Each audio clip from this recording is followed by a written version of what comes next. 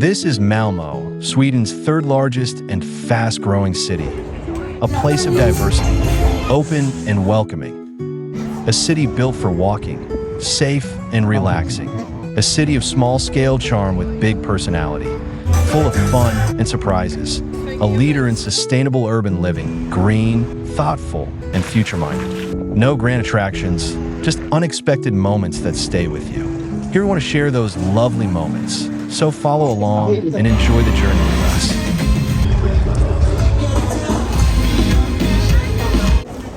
us. Traveling to Malmö is easy. It's well-connected, 35 minutes from Copenhagen over the Øresund Bridge with its famous offshore wind turbines, and 10 minutes from Lund through green, open landscapes. And the city itself? Compact, walkable, easy to explore. The kind of place where everything sits just a short walk apart. In about 5 minutes from Malmö station, you enter Kungsparken, a calm stretch of greenery, before crossing the moat and reaching Malmö Castle, a 16th century fortress built from Øresund tax revenue. Over the centuries, it served as a royal residence, a prison, and even emergency shelter for homeless citizens for nearly 3 decades, before becoming the museum it is today.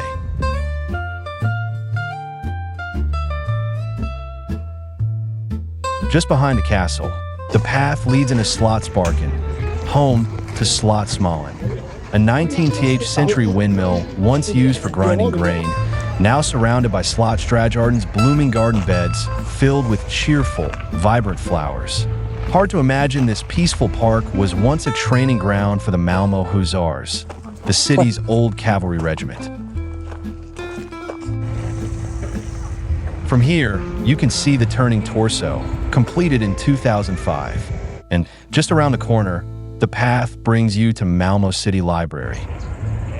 Following the canal back toward the castle moat, it's only a short walk into Gamla Väster, the Old Town district where St. Peter's Church, the 14th century brick Gothic church, comes into view. Inside, the basilica layout opens into 3 naves and transepts, with whitewashed walls and arches creating a bright, airy interior.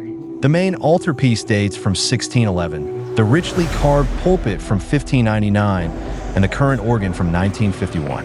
In the Merchant's Chapel, the Kramarkapellet, a black limestone baptismal font from 1601, stands beneath vivid late medieval murals, some of the finest preserved in the region.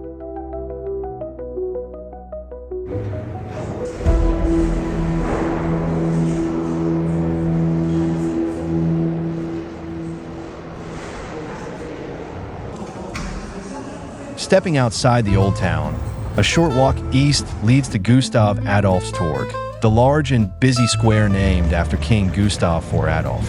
From here, the path curves back toward the heart of the city.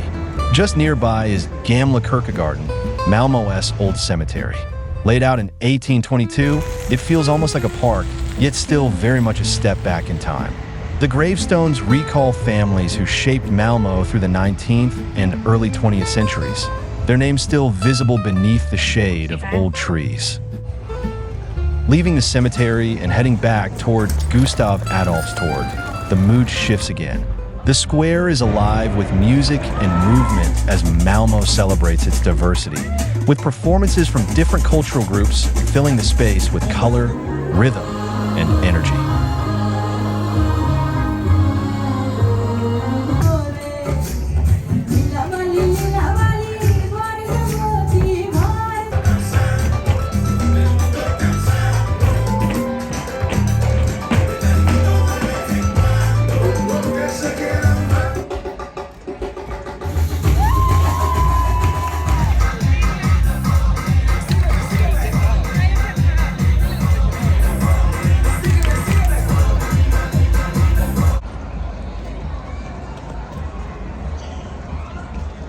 Walking south toward the main canal, you cross Hjalmarbron, the small green pedestrian bridge.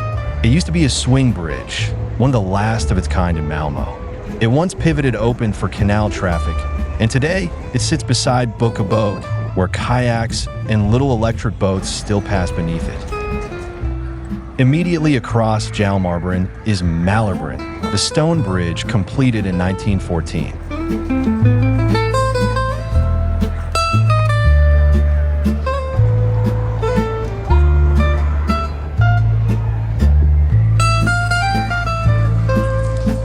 The city is built for walking, and we let the city guide us. People walk, bike, and scooter through these streets, and everything moves at an easy pace. We follow along, and in just a few minutes we reach Lilletorg, a small cobblestone square lined with cafes, a fountain, an old telephone booth, and half-timbered houses. It's often considered one of Sweden's most charming old town squares. Today it feels unusually quiet, but that's only because most of the crowd has gathered in Stortorget for the Malmö Festival. Passing Södergaten, Malmö's busiest and most iconic pedestrian shopping street, we follow the flow of people as it leads us towards Stortorget, the city's grand main square, once served by horses and trams. We've arrived a bit early, when not much is happening yet, so we roam around and take in the view of the plaza and its historic buildings. The governor's residence, Malmö Town Hall, Jörgen Koch's house, the Kramer Hotel, the Lion Pharmacy, and the equestrian statue of King Charles X Gustav.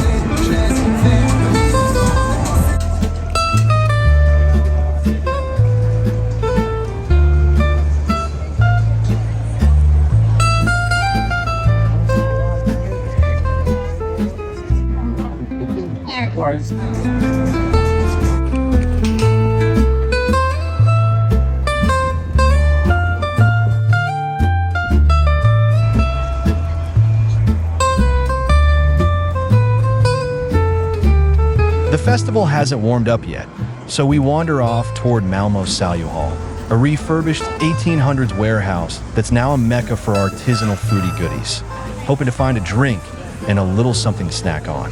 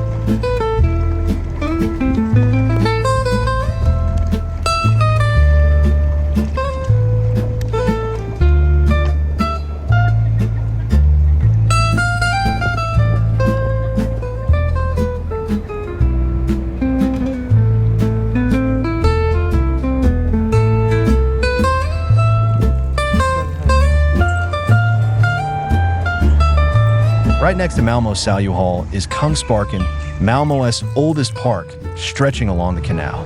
After our snack, we wander back into the park for a quiet late afternoon walk, with the light dipping just enough to soften everything around us.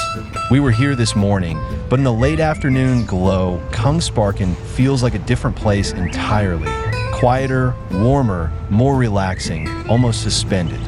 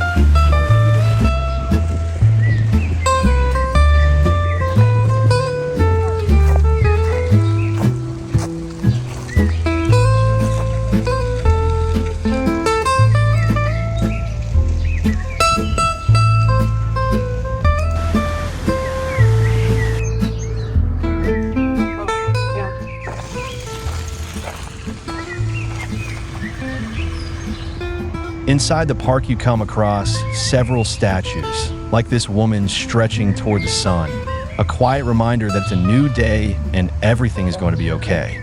Next to her are historical buildings, including the pale yellow 19th century structure that once housed Kungsparken Restaurant, later Casino Cosmopol, now Malmö's new art museum.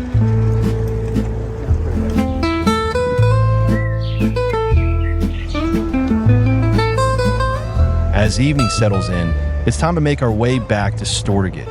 You can feel the crowd starting to drift that way for the night events. The closer we get, the louder the chatter, the livelier the music, and the smell of popcorn and festival food fills the air. The whole square starts glowing under the lights, with people just enjoying themselves on this special night. And that's exactly what we plan to do: kick back and enjoy the night, the music, and the festival atmosphere. Please enjoy the rest of the video, and thank you for watching.